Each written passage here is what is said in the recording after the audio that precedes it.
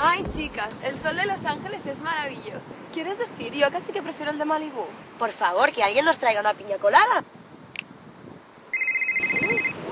Es Anthony. ¿Anthony? ¿Que no sabe que estamos de vacaciones en Los Ángeles? No sé, si nos llama debe ser por algo muy importante. Cógelo.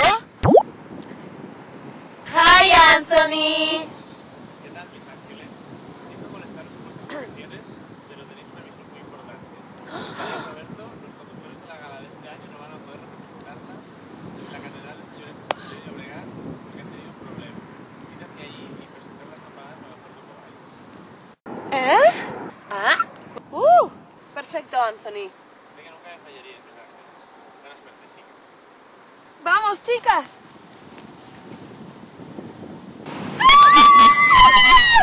Chicas, debemos prepararlo todo y esta San Miguel de Llobregat hace muchísimo frío. Suerte que soy una mujer muy precavida y me he traído los amigos. ¡Guau, qué suerte! Vamos a ponernos las metas y... ¡A